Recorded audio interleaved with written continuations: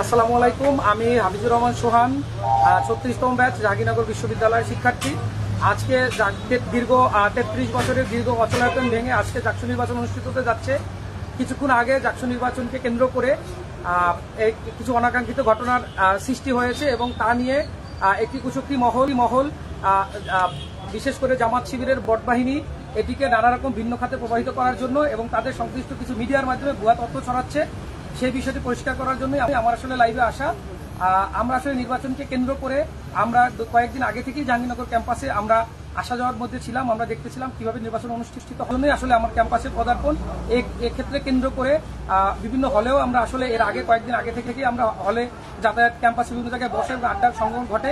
এক্ষেত্রে আজকে নির্বাচনকে কেন্দ্র করে আমরা বিশ্ববিদ্যালয় প্রশাসনের কাছে বা নির্বাচন কমিশনের কাছে আমরা পর্যবেক্ষক কার্ডের জন্য আবেদন করেছিলাম এবং তাদের সাথে কালকে রাতে কথা অনুযায়ী আজকে আমাদেরকে পর্যবেক্ষক কার্ড দেওয়ার কথা ছিল, কিন্তু পরবর্তীতে সকালে আমরা পর্যবেক্ষক কার্ড আমাদেরকে দেওয়া হয়নি।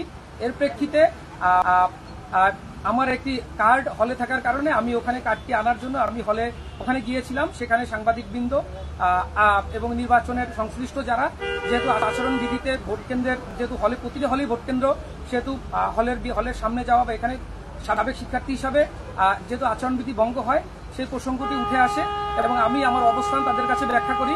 পরবর্তীতে প্রভোস্ট স্যারের সামনেই সেহেতু আমরা এখান থেকে পরবর্তীতে স্যারের পরামর্শ করে স্যারের সাথে আলাপ করে আমরা ক্যাম্পাস প্রদক্ষিণ করি। কিন্তু এই বিষয়টিকে সৃষ্টি করে কিছু মিডিয়ায় আটক কিংবা নানা রকমের হল দখল বা নির্বাচন পায়তারা বানচাল বিভিন্ন রকমের কথা ছড়িয়ে ছাত্রদলকে ছড়িয়ে নির্বাচনকে এক ধরনের মব সৃষ্টির প্রচেষ্টা চালা হচ্ছে, যেটি অবিরত চলমান। এবং আমরা দেখতে পাচ্ছি কিছু পত্রিকা বা কিছু অনলাইন পোর্টাল এটাকে কেন্দ্র করে এক ধরনের মব সৃষ্টির প্রচেষ্টা করছে এবং ছাত্রদলের ইমেজকে ক্ষুণ্ণ করার চেষ্টা করছে এবং গুজব তৈরি করে এক ধরনের বিভ্রান্তিকর পরিস্থিতি তৈরি করার চেষ্টা করছে। সবাইকে আহ্বান জানাবো এই ধরনের মব সৃষ্টির কাছে থেকে বেরিয়ে আসুন, জাহাঙ্গীরনগর বিশ্ববিদ্যালয় নির্বাচনকে সুষ্ঠু এবং সঠিকভাবে পরিচালনা করার সুযোগ তৈরি করে দিন। এবং আমাদের আহ্বান থাকবে যে আপনারা নির্বাচন পর্যবেক্ষণের জন্য অবশ্যই কিছুদেরকে পর্যবেক্ষণ কার্ড প্রদান করুন, যাতে দেখে তারা এই বিষয়ে আপনাদের মতামত প্রদান করতে পারে। এবং এক ধরনের ক্যাম্পাসটাকে নাকাবন্দি করে রাখা হয়েছে,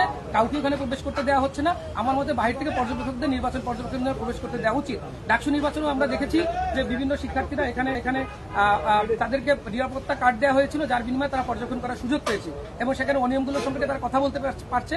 কিন্তু আমাদের শিক্ষার্থীরা যাদের শিক্ষাজীবন শেষ হয়েছে তারা কিন্তু কোনোভাবেই এটা দেখতে পাচ্ছে না এবং অবজার্ভ করতে পারছে না। সুতরাং সবাইকে আহ্বান জানাবো বটবাহিনীর এর থেকে আপনারা সুষ্ঠু জানুন এবং এই ধরনের গুজব থেকে আপনারা বিরত থাকুন। সবাইকে ভাই, কিছু মিডিয়া বলছে আপনি আটক হয়েছে, এই ব্যাপারে না, এটা সম্পূর্ণ ভুয়া। আপনি তো দেখছেন আমি লাইভে আসছি এবং আমাকে ওখানে রবীন্দ্রনাথ হলের সামনে প্রভোস্ট স্যারের সম্মুখীন তার সাথে কথা বলে তারা আমাদের ক্যাম্পাস ত্যাগ করার জন্য তারা আমাদেরকে বলেছেন। আমি